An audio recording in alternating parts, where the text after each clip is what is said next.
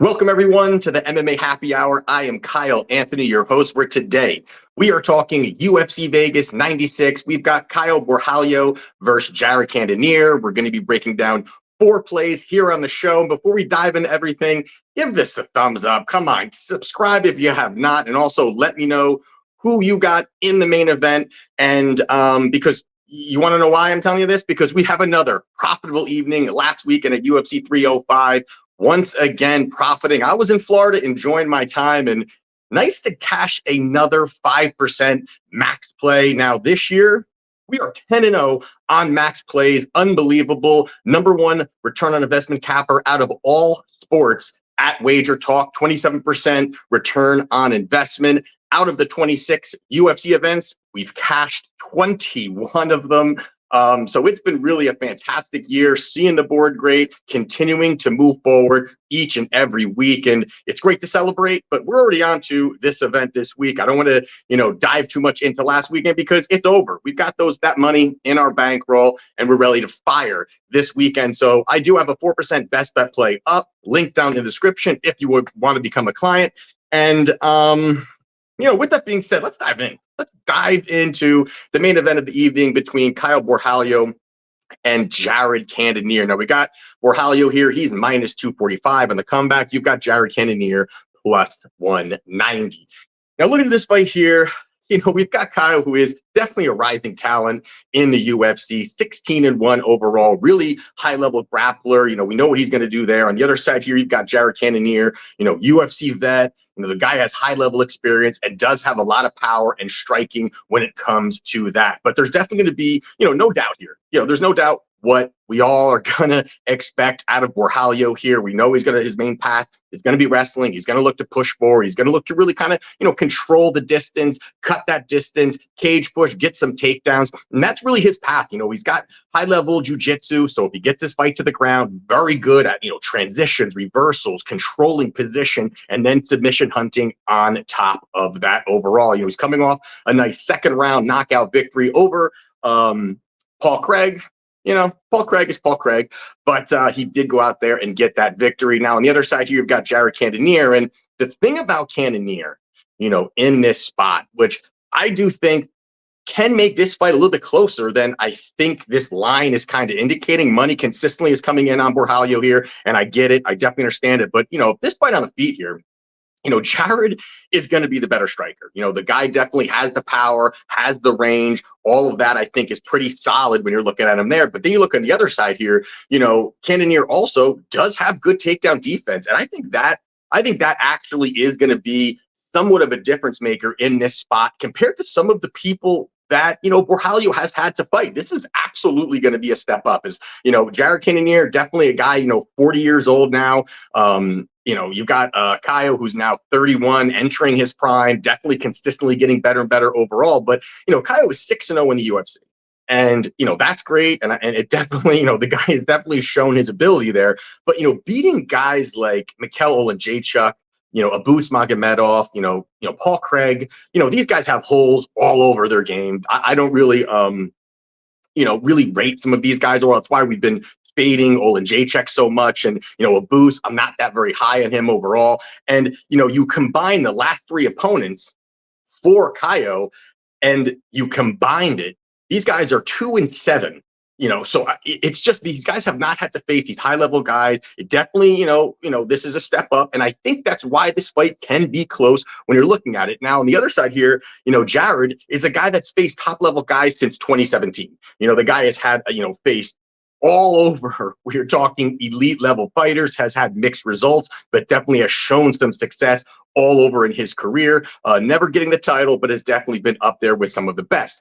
Now, one of the big red flags here definitely is the age. That's definitely going to be something here when you're talking this wide of an age, definitely is going to be something here. But I do think that the fact that this is at the Apex cage and it's going to definitely help Caio cut at that distance, get his hands on Cannonier, get those takedowns, really get that control time, cage push, work him when he can, bank some rounds when he can. But you definitely have someone like Gerald, who I think that, is definitely a strong guy. And I think that's going to make some of these clinches, some of these opportunities where both these guys are kind of going at it, is going to be tough. And I think that he can create some distance. He can, kind of really battle Caio when he's up against the fence and defend some of these takedowns. Now, Caio's going to sell out. He's going to push. He's going to mix it up. He's definitely another guy who's big for the division, strong guy overall. But when you're looking at it, I think that definitely Cannonier's experience is going to showcase here a little bit and going to make it a little bit more tighter. And also the fact that, Jair's not an easy guy to put away.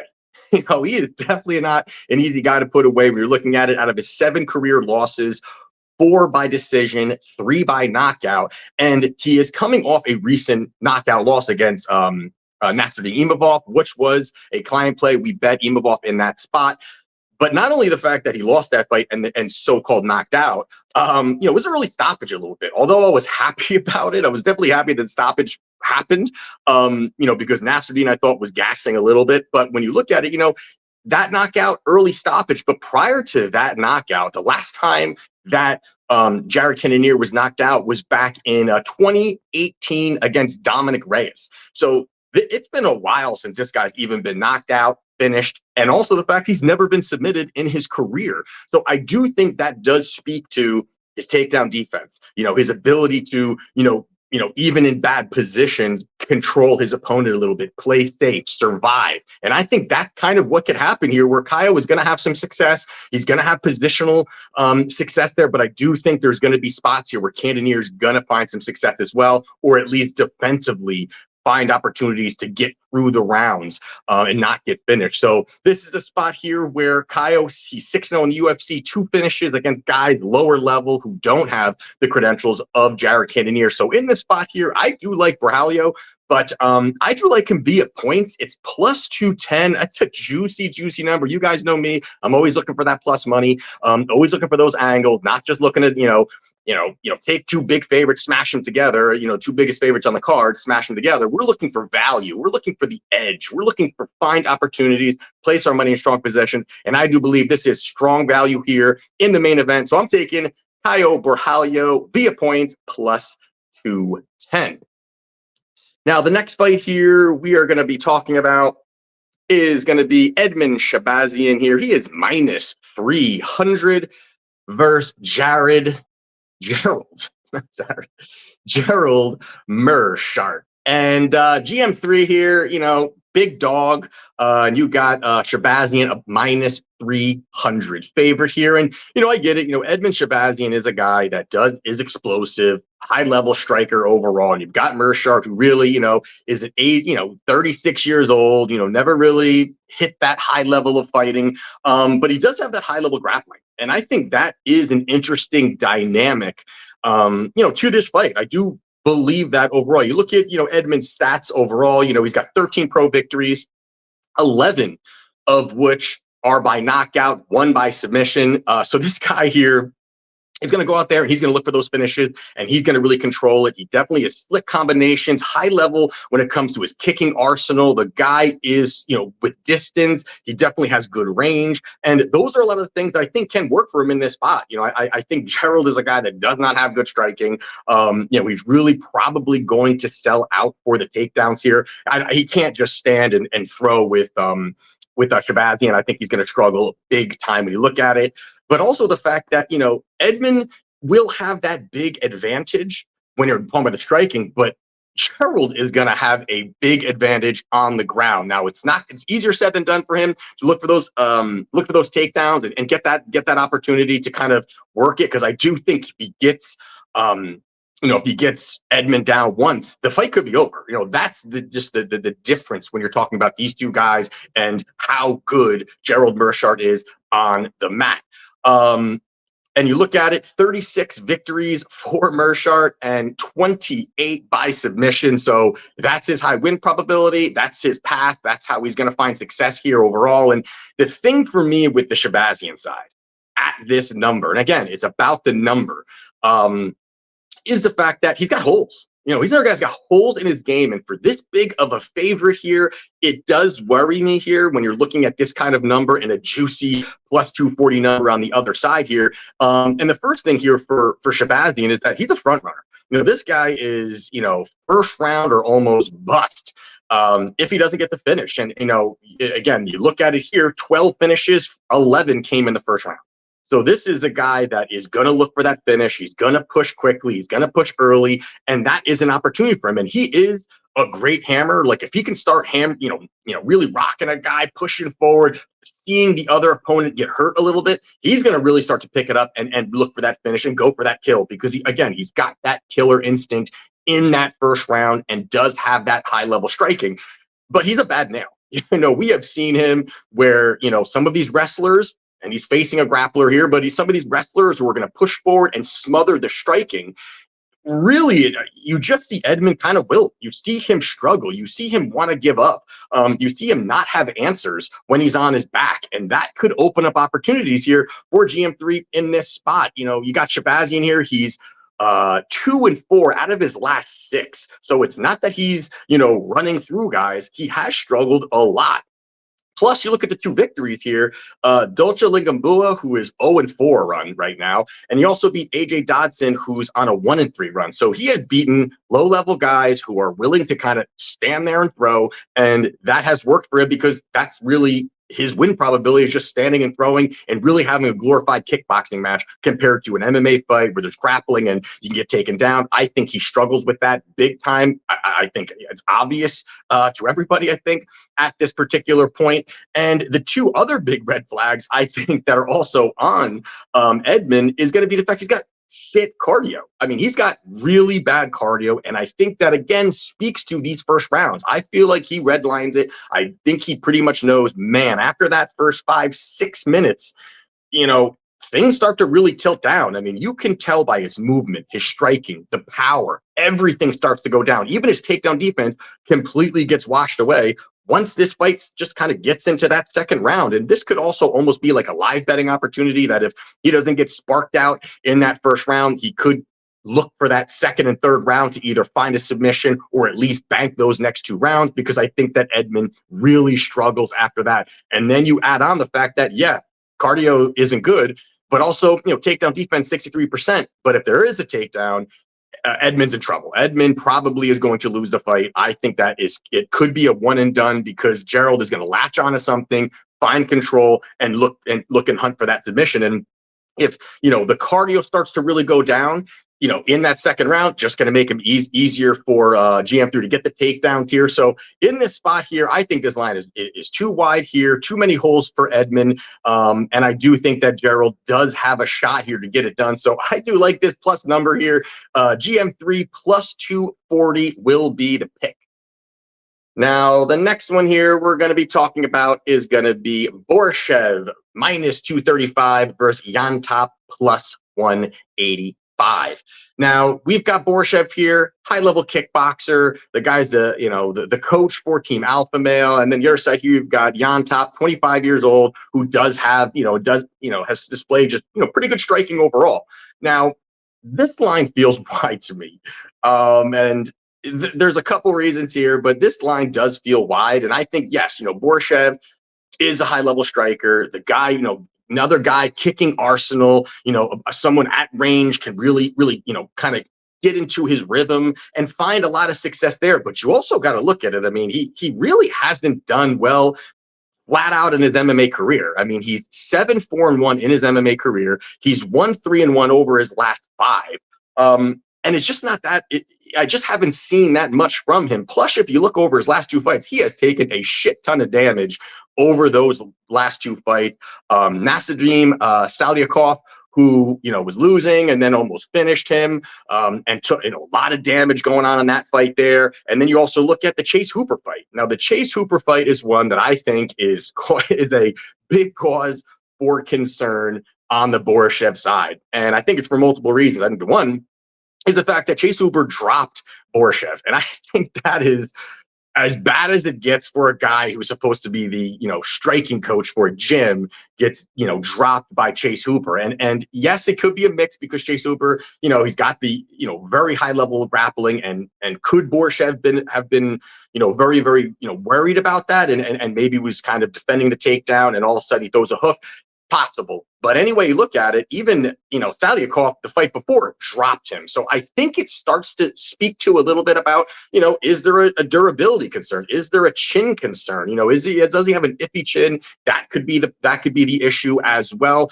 But also the fact that Chase Hooper gave Borshchev a beating of a life. And that he just beat the living shit out of him. And, it was 62-3 on strikes. He got the takedown, beat the hell out of him, then got the finish. That fight probably could have been stopped multiple times in that fight. And Borshchev was getting slaughtered throughout it. But you look at it, that fight was 3 months ago.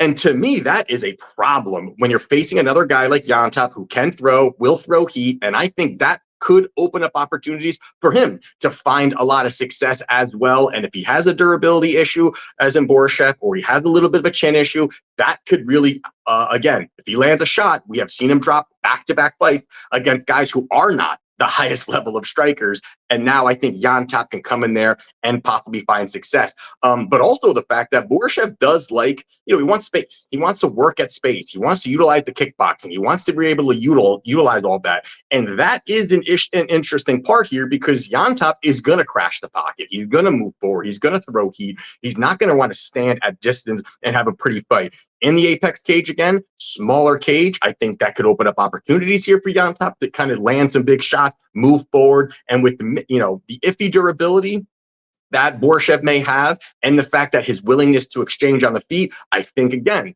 opens up opportunities for Llontop, especially at this plus 185 number. And also, Llontop's 7 years younger, and I do like that as well, where he's kind of a rising guy here. And you've got Borshchev, 7-4-1.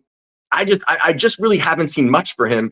The path could be there for Llontop also to look for takedowns. And we have seen, Borshchev taken down by like a gust of wind. I mean, this guy can be taken down, and once he's down, he's down. And I think Llontop isn't a guy that's really going to sell out for takedowns, but I think he can mix it up. I think if this is a smart enough game plan and he's game planning for Borshchev, you got to absolutely mix those in. You have to. And I think that's going to be something here that he can look to move forward. Apex cage being smaller, looking for some takedowns. And again, even if he doesn't get them, I like him mixing them in just to offer different looks to Borshchev that will start to worry about that, knowing that how bad his grappling is can open up opportunities here. What is he, 30-something% takedown defense on Borshchev. But I think that, again, once he's down, he's down.